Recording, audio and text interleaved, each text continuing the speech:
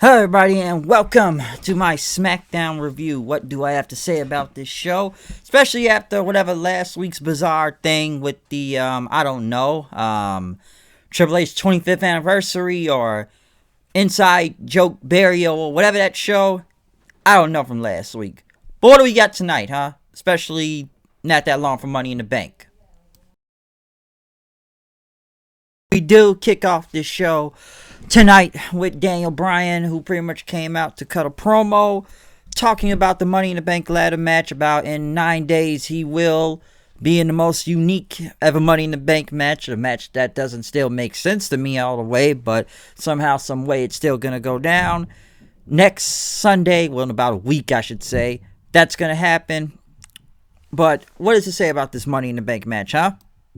He said that 6 men and 6 women will fight through WWE headquarters in Connecticut and get to the roof of the building to see who will become the Money in the Bank, contract or win the contract or whatnot at the top of the building. I still have no idea how this match works, but according to people saying on Twitter now that all the men and women will compete at the same time. So instead of doing separate 2 matches, they're probably going to do the whole match at the same freaking time. How does that work? I don't know. Then again, I think this is going to be some whole cinematic thing like WrestleMania when they did that, but I still have no clue. They had to get to the roof and get the contract, or there's a ring on the briefcase. The ring is on the roof and they still got to climb the ladder just to get the briefcase and everything. So yeah, I have no idea how this new Money in the Bank thing works this year, but a lot of people are saying, according to Bryan, that both men and women will compete at the same time from the ground floor to get to the top of the roof.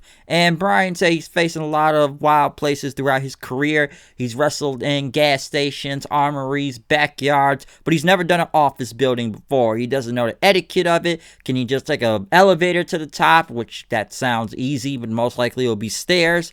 And will it be catering at the top floor? Or, does Vince McMahon have dinosaur bones in his office? Possibly in some way they may fight to get to Vince's office at one point throughout this match. But, he does know something about opportunity because about 9 years ago, he couldn't even get booked for Smackdown. But when he won the Money in the Bank match and cashed in on Big Show to become the World Heavyweight Champion, I believe it was at TLC 2011, I believe, that spawned his career and pretty much upstarted to him for the Yes Movement being created and him main eventing WrestleMania 30, and that if he fights for his dreams, your dreams will fight for you.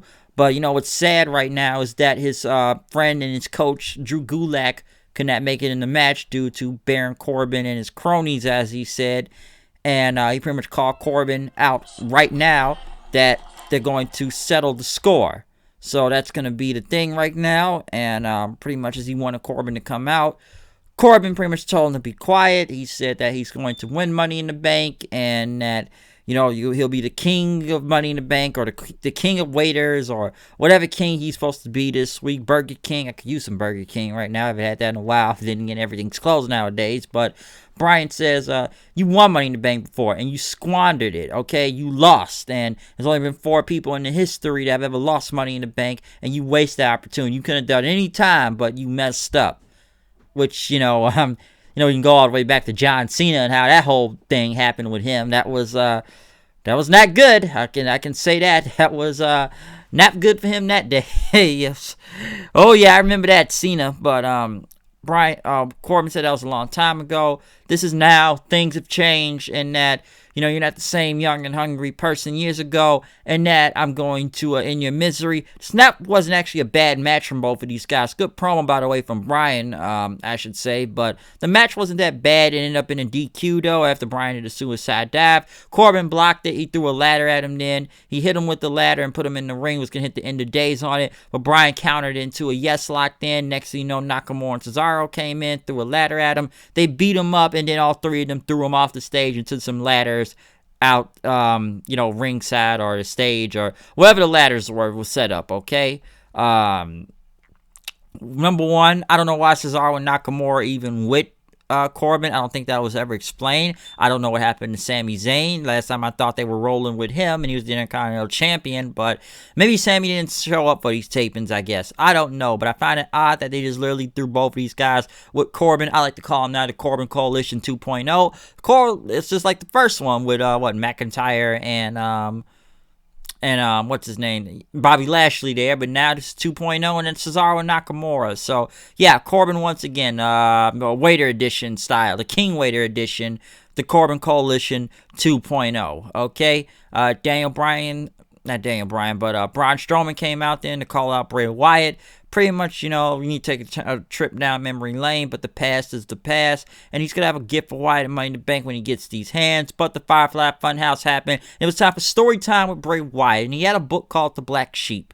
And he talked about, this black sheep who was one of the strongest sheeps. Because Wyatt was a sheep herder or something, or of his farm, and that the sheep were strong. But one day the sheep abandoned him and went off for greener pastures. And that the shepherd was, very sad about it, and why would the sheep leave him and everything after all he's done for him and stuff, and he betrays him like that. Sooner or later, all the animals left the farm, and then the government came in, put a lien on his farm, and took it away, and the reptilians took over. The motherfucking reptilians, I'm telling you. The reptilians are real out here, man.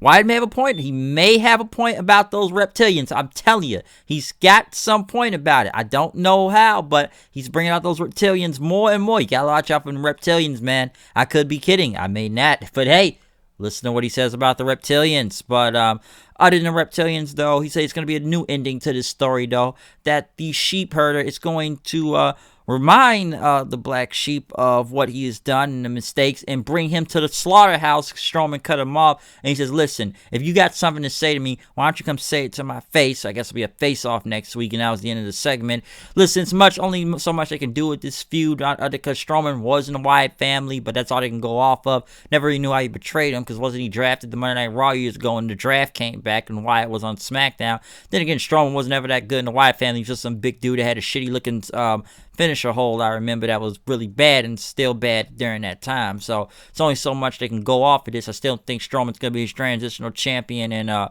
Wyatt's winning at Money in the Bank, but we'll see what happens. Sheamus went against Leon Ruff, squash match. He basically killed this guy, beating the hell out of him, Irish curse. Multiple punches and a bro kick that nearly kicked his head off. He started yelling at Michael Cole. Then he says, "How was that, Cole? Huh? Why don't you talk about Jeff Hardy again?" Which they talked about Jeff Hardy's video package then, the comeback, since they've been doing that for 4 weeks. Basically, Jeff Hardy will be back next week. Sheamus says if he's going to be here next week, I'll be waiting. So yes, it will begin the Sheamus and Jeff Hardy feud to whatever this is going now, okay? So Jeff will be back next week after all these video packages. I do know one thing, though, and I believe that is true, that he will have his No More Words theme song back next week. Good. I'm glad about that. I know he said it about a couple months ago. I wish they would have brought it back a few years ago, but I know they didn't. So I do know that was confirmed not that long ago. So at least it'll be cool to hear Jeff Hardy come back out that song again. I like that song. So if he's coming back out with No More Words, cool. They interview Otis and Mandy. Talk about their Money in the Bank matches tonight. Mandy gave Otis a kiss on the cheek before going out there. She went against Carmella, which I can't say was much of a match because Sonya Deville came out. Talked about Mandy Rose, kind of somewhat, fake encouraging her. Like, come on, you can do it. You were in Money in the Bank last year. Let's go. But then she got all pissed off and she said Karma's a bitch, and was about to come to the ring. But Mandy got distracted. Carmella pretty much hit her with a super kick. Moves on to Money in the Bank. Sonya came out, beat the living crap out of Mandy Rose, punching her multiple times, hit her with a big running knee into the steel steps, leaving her there as referees and security had to come break it up. Good promo from Sonya Deville, and it did make her pretty much look tough right there. I shouldn't say tough. Well, tough anyways, but not my best choice of words right there, but good promo, and I did not mind that. The Sonya Deville beatdown was pretty good. That was a good beatdown she did on Mandy Rose. After that, during the commercial, though, they checked on her in the trainer's room. They guess they said she'd be okay. Otis was there as Otis left. Dolph Ziggler pretty much wanted to ask how she's doing, and Otis stared at her until he stared at him until he pretty much left after that. But after being checked by trainers and everything, we got the New Day going against the Forgotten I Don't Care Sons. I'm really trying to give this team a chance, even from last week, but every time I see them, and then it's against the New Day, the match was okay, and Miz and Morrison were on commentary, so it was a little bit funny, but I just look at the Forgotten Sons. Same thing with NXT. Just not over, not good. Just still really bad. And it wasn't bad with the New Day. I don't know what their finish. Lost in the Damn they did. It was like Grand Theft Auto 4 DLC or something. It wasn't bad or anything. It's the Forgotten Sons. It's not going anywhere, okay? None of this is going anywhere for these guys. Like, nothing, and I don't see nothing. I know they're trying to get them over one way or another, but I rolled my eyes when they pinned the New Day, because some people still don't understand what their gimmick are. I guess they're like disgruntled war veterans or something. Oh, we will not be forgotten. We will not be forgotten. But it looks like they forget you every week, like they forgot you in NXT. Okay, so I have no idea what's going on with this. I don't know. And I laughed. I just rolled my eyes when they went. Well, over the tag team champions, by the way, too, this early, okay? Not anyone else, but they beat the tag team champions already. Makes no sense. I don't understand that, but they're trying to make the Forgotten Sons into something, I guess. I like Gunner, but the other two guys, no. They interviewed Tamina then, who was going to talk about her match at Money in the Bank against Bayley. Pretty much talking about Bayley and Sasha are bullies and mean girls and whatnot, until Sasha showed up. Kind of talking about the whole team bad thing. We used to be cool and everything, but Bayley attacked from behind. They tried to jump Tamina. By the way, I don't know if Sasha was tall as Tamina. I think she probably had boots on or something, but they tried to jump her. Lacey Evans make the save. So, yeah, tag team match next week with all four of them.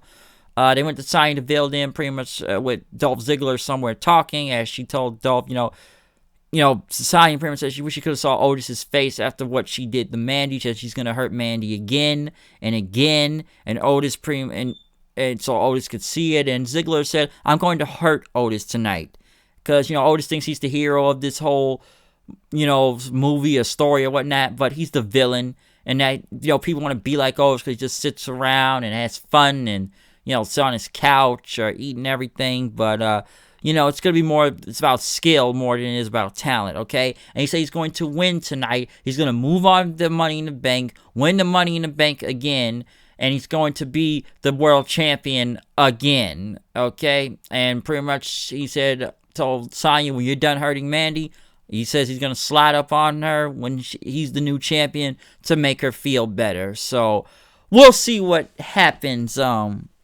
with that, okay? Not that bad of a promo from Ziggler, though. Now, as for the match with him and Otis, the match was okay. It wasn't really bad anything, but I almost thought Otis wasn't even going to win this match since Mandy lost hers. I actually thought Otis was going to lose his, too, but Otis ended up dodging a super kick and then hitting him with the caterpillar then. So, yes, Otis moves on in the Money in the Bank and beats Dolph Ziggler there. So, yeah, Otis wins. As for this episode of Smackdown, I can't really say much. It was kind of whatever to me, if you ask me, okay? The Bryan promo wasn't bad. Even the match with Corbin until maybe the finish to an extent. Money in the Bank qualifying matches was whatever. I don't know. Forgotten Sons, I don't care. What else happened on this show?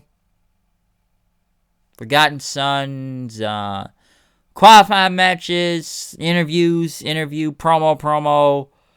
Yeah, it's not much I can say about the SmackDown. Strowman and Wyatt is still kind of whatever to me. I'm still trying to get wherever this is going. I don't know, okay? But I still think Strowman's dropping that belt, though. They're trying to go whatever history they got, what they had in the Wyatt family. So they're doing what they can on that, okay? But, other than that, that's all I got to say. One other thing I will say before I go, though. I know it's been a lot more releases this week from Gerald Briscoe. I'm kind of surprised as. Cain Velasquez wasn't moving the needle.